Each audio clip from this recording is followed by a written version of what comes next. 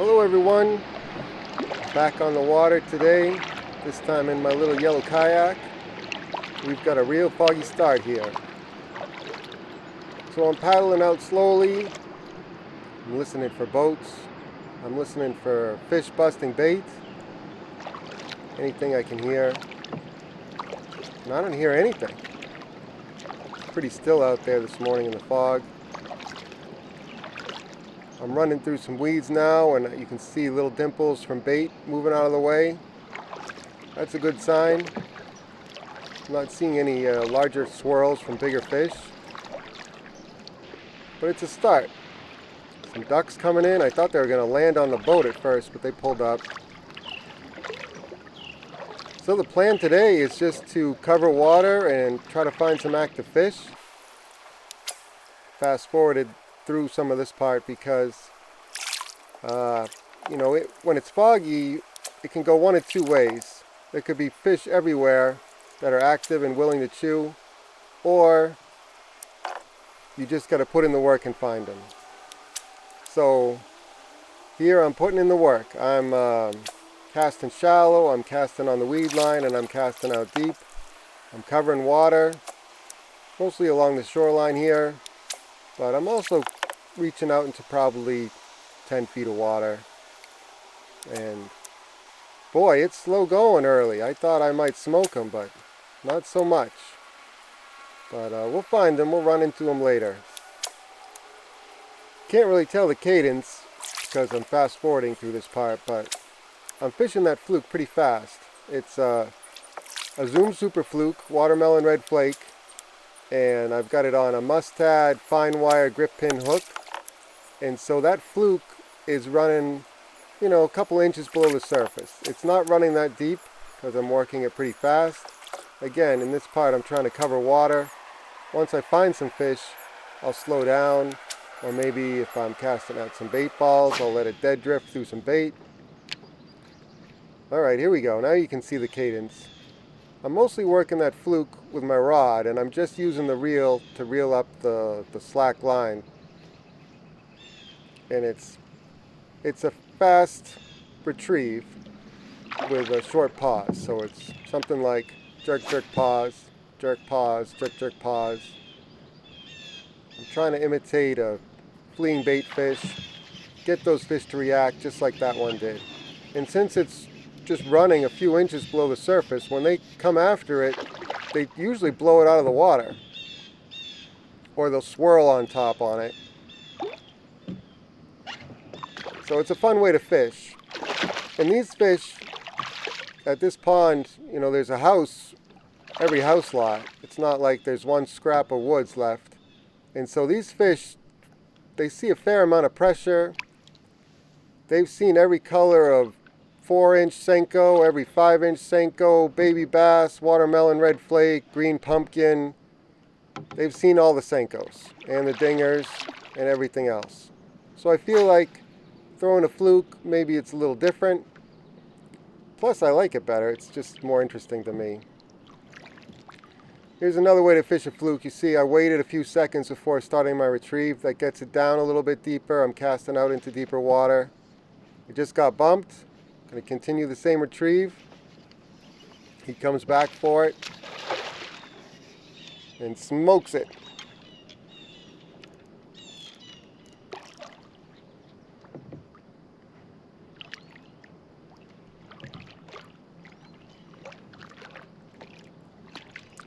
He's thinking about jumping again, but he's pretty much done. Yeah, I got him.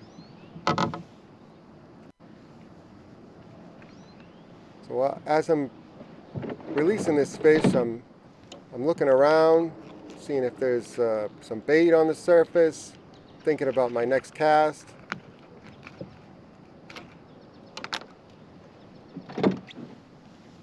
Yeah, he's all right. I love watching him swim away. Alright, here we go. A couple casts later. I'm fishing an inside turn off a point. Sometimes they like hanging out there waiting for a bait to come by, and then they push them against the side of the point.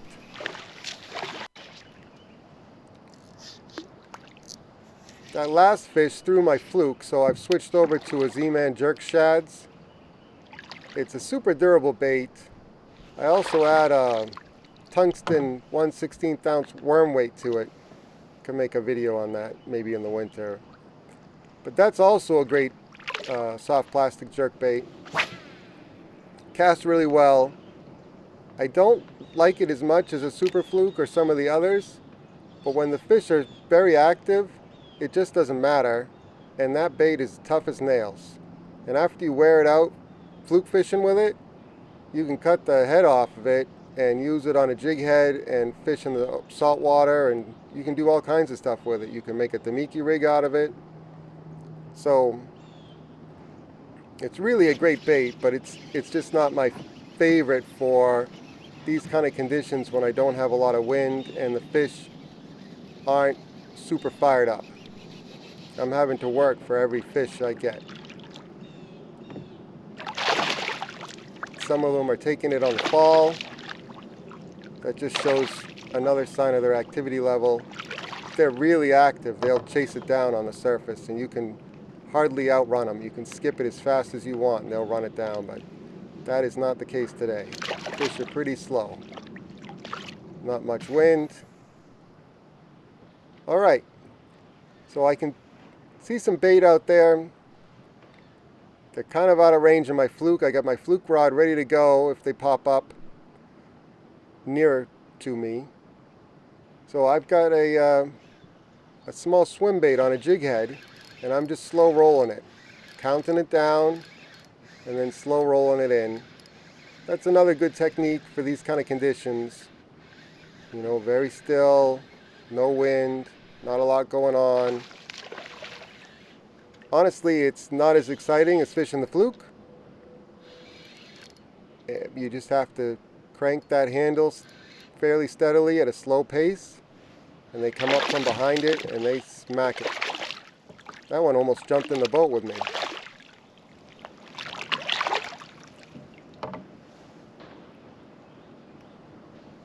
But a single swim bait, no underspin, no propellers, no blades, that'll also catch them on a day like today.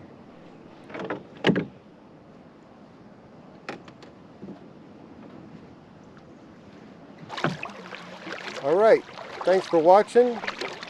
I'm paddling back in the fog here. It was really thick. By the way, if you ever get lost in the fog, pull out your phone, use Google Maps to figure out where you are, and if you're in the ocean, you should carry a compass, and that'll help you out too. Even if you lose the phone or gets wet, compass will still work, and you can figure out which way you need to go to get to land. So that's it. Thanks for watching, everybody. I'll catch you on the next one. See ya!